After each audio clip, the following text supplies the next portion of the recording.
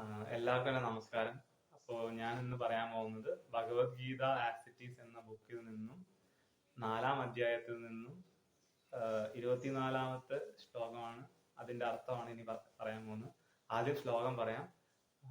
24 എൻ്റെ ഏറ്റവും ഫേവറേറ്റ് ആയിട്ടുള്ള ഏറ്റവും ഇഷ്ടപ്പെട്ട ഒരു സംഖ്യയാണ്. അതേപോലെ ഭഗവാന്റെ അനുഗ്രഹം കൊണ്ട് അതിൽ എനിക്ക് ഏറ്റവും ഇഷ്ടപ്പെട്ട ശ്ലോകം തന്നെ വന്നിരിക്കുന്നു. ബ്രഹ്മാർപ്പണം ബ്രഹ്മഹവിർ ബ്രഹ്മാഗ്നൗ ബ്രഹ്മണാഹുതം ബ്രഹ്മൈവ തേന ഗന്തവ്യം ബ്രഹ്മകർമ്മ സമാധിന. അപ്പോ ഇതെന്താ പറയണെന്ന് പറഞ്ഞു കഴിഞ്ഞാൽ, ബ്രഹ്മ അർപ്പണം, ബ്രഹ്മം അർപ്പിക്കുന്നു. ബ്രഹ്മം എന്താ അർപ്പിക്കുന്നത്? ഹവി. ഹവി എന്ന് പറഞ്ഞു കഴിഞ്ഞാൽ നെയ്യ്. അപ്പോ ബ്രഹ്മമായ നെയ്യ് അർപ്പിക്കുന്നു. എന്തിനാണ് അർപ്പിക്കുന്നത്? ബ്രഹ്മാഗ്നൗ, ബ്രഹ്മമായ അഗ്നിയിൽ അർപ്പിക്കുന്നു. ആരാണ് അർപ്പിക്കുന്നത്? ആർക്കാണ് അർപ്പിക്കുന്നത്? ബ്രഹ്മത്തിന്. ബ്രഹ്മണാഹുതം, ബ്രഹ്മത്തിനാണ് അർപ്പിക്കുന്നത്. ബ്രഹ്മൈവ തേന ഗന്തവ്യം, അങ്ങനെ അർപ്പിക്കുന്ന അതിന്റെ ഫലം ആർക്കാണ് പോകുന്നത്? അതും ബ്രഹ്മത്തിനാണ് പോകുന്നത്. അങ്ങനെ ബ്രഹ്മത്തിന് പോകുമ്പോ ബ്രഹ്മകർമ്മ സമാധിന, ബ്രഹ്മത്തിന് കർമ്മം ചെയ്യുന്നതിൽ നിന്നും അവസാനം ഉണ്ടാവുന്നു, സമാധി ഉണ്ടാവുന്നു. അപ്പൊ ആദ്യം സമാധി എന്താണെന്ന് നോക്കാം.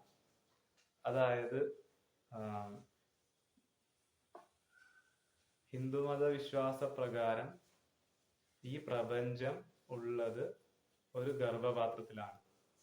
ആ ഗർഭപാത്രം ദേവിയുടെ ഗർഭപാത്രമാണ്. അപ്പോ ദേവിയുടെ ഗർഭപാത്രത്തിലുള്ള ഈ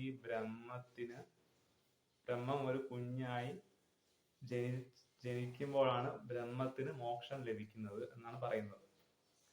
അപ്പൊ ബ്രഹ്മം ഇപ്പൊ എങ്ങനെയാണുള്ളത്? ബ്രഹ്മം ഗർഭപാത്രത്തില് പല പല പല പല പല അണുക്കളായിട്ടാണ് ഇപ്പോൾ ഉള്ളത്. ആ ഓരോ അണുക്കളുമാണ് നമ്മൾ ഓരോരുത്തരും, അതേപോലെ മൃഗങ്ങളും എല്ലാം. അപ്പോ പിന്നെ ബ്രഹ്മത്തിന്റെ ബുദ്ധി ഈ ഗർഭപാത്രത്തിൽ മൊത്തം പരന്നു കിടക്കുന്നുണ്ട്. അപ്പൊ ഈ ബ്രഹ്മത്തിന്റെ ബുദ്ധിയും ആദ്യം ഈ അണുക്കളെല്ലാം ഒന്നാവണം. അങ്ങനെ ഒന്നായി ഈ അണുക്കളുടെ ബുദ്ധി മൊത്തം ഒന്നാവുകയും ആ ബുദ്ധി ബ്രഹ്മത്തിൽ ലയിക്കുകയും ചെയ്യണം. അപ്പൊ മാത്രമേ ബ്രഹ്മം ഒരു സമ്പൂർണ്ണ ശിശുവായി ബ്രഹ്മം ഈ ദേവിയുടെ ഗർഭപാത്രത്തിൽ നിന്നും അതിന് ജന്മം ലഭിക്കുള്ളൂ, മോക്ഷം ലഭിക്കുള്ളൂ. അങ്ങനെ ലഭിക്കണമെങ്കിൽ ഈ ഓരോ അണുക്കളും ആ ദേവി ഒരു ജ്ഞാനം വിചാരിച്ചിട്ടുണ്ട്. അതായത് ഈ അണുക്കളെല്ലാം ഇത്രയും ജ്ഞാനം നേടി ആ ജ്ഞാനമെല്ലാം ഒന്നായി അത് ബ്രഹ്മമായി, അത് ബ്രഹ്മത്തിന്റെ ബുദ്ധിയായാൽ മാത്രമേ ബ്രഹ്മാവ് ജനിക്കാൻ പറ്റുള്ളൂ എന്ന ഒരു സങ്കല്പം ദേവി എടുത്തിട്ടുണ്ട്. അപ്പൊ ദേവി അല്ലെങ്കിൽ ബ്രഹ്മം എടുത്തിട്ടുണ്ട്. ജനിക്കുന്നതിന് മുന്നേ ജ്ഞാനമെല്ലാം ലഭിക്കണം. അപ്പോ ഈ ബ്രഹ്മത്തിന്റെ ഈ ശരീരം അല്ലെങ്കിൽ ഈ അവസ്ഥ അതേപോലെയാണ് നമ്മളുടെ ഓരോ ശരീരങ്ങളും. നമ്മളുടെ ഓരോ ശരീരങ്ങളും ഈ ഭൂമിയിൽ ജനിച്ചിരിക്കുന്നത് അതിൻ്റെതായിട്ടുള്ള ജ്ഞാനം ലഭിക്കാനാണ്. അത്രയും ജ്ഞാനം ലഭിച്ചാൽ മാത്രമേ നമ്മൾക്ക് സമാധി ലഭിക്കുള്ളൂ എന്നാ പറയുന്നത്. നിങ്ങൾ വിചാരിക്കും എനിക്കെല്ലാം അറിയാം, ഇനി എനിക്ക് അധികം ജ്ഞാനമൊന്നും വേണ്ട, അപ്പൊ ഇനി ഞാൻ ജ്ഞാനം നേടുന്നില്ല. പക്ഷേ ഈ ബ്രഹ്മത്തിന്റെ നിയമം എന്താന്ന് പറഞ്ഞാൽ, ശരീരം ഉള്ളിടത്തോളം സമയം നിങ്ങൾ ജ്ഞാനം നേടിക്കൊണ്ടേയിരിക്കുന്നു. ആ ജ്ഞാനം എങ്ങനെയാ നേടുന്നത്? കർമ്മം വഴി. നിങ്ങൾ ഓരോ കാര്യങ്ങൾ ചെയ്യുന്നു, നിങ്ങൾ ഓരോ കാര്യങ്ങൾ അനുഭവിക്കുന്നു. അങ്ങനെ അനുഭവിച്ച് നിങ്ങൾ സമാധി എത്തുന്നത് വരെയും ജ്ഞാനം നേടുന്നു. ബ്രഹ്മത്തിന് ശരിക്കും നിങ്ങളുടെ ഈ ശരീരം കൊണ്ട് നേടാൻ പറ്റുന്ന സമ്പൂർണ്ണ ജ്ഞാനം നേടിയെന്ന് ഉറപ്പ് വന്നാൽ അപ്പൊ നിങ്ങൾക്ക് സമാധി സംഭവിക്കുന്നു, നിങ്ങൾക്ക് മരണം സംഭവിക്കുന്നു. അപ്പോ ആരെങ്കിലും മരിക്കുകയാണെങ്കിൽ നമ്മൾ എടുക്കേണ്ട സങ്കല്പം എന്താന്ന് പറഞ്ഞാൽ അവരുടെ ആ ശരീരം കൊണ്ട് നേടാവുന്ന അത്രയും ജ്ഞാനം അവർ നേടിക്കഴിഞ്ഞു. അതുകൊണ്ടാണ് അവർക്ക് ആ ശരീരം വിട്ടു പോകേണ്ട അവസ്ഥ വന്നത്. ഇതൊരു വശം. അപ്പോ ഈ കാരണം ചിലപ്പോ സമ്പൂർണ്ണ ജ്ഞാനവും, അതായത് ഒരണുവിന് ലഭിക്കേണ്ട സമ്പൂർണ്ണ ജ്ഞാനവും ഒരു ശരീരത്തിൽ നിന്ന് ലഭിക്കണമെന്നില്ല. അപ്പൊ അത് പുതിയൊരു ശരീരം അല്ലെങ്കിൽ പുതിയൊരു സാഹചര്യത്തിലോട്ട് മാറുകയാണ് പുതിയ ജ്ഞാനം ലഭിക്കാനായിട്ട്. ഒരു വിദ്യാലയത്തിൽ നിന്ന് കിട്ടേണ്ട ജ്ഞാനം മൊത്തം കിട്ടി, ഇനി അതിന് വേറൊരു വിദ്യാലയത്തിൽ പോകണം, പുതിയ സാഹചര്യങ്ങളും പുതിയ കാര്യങ്ങളും എല്ലാം പഠിക്കാനായിട്ട്. അപ്പൊ അത് എന്ത് ചെയ്യും? ആ ആത്മാവ് ആ ശരീരം വെടിഞ്ഞ് പുതിയ സാഹചര്യത്തിൽ പുതിയൊരു ശരീരമായി ബാക്കി ജ്ഞാനം നേടും.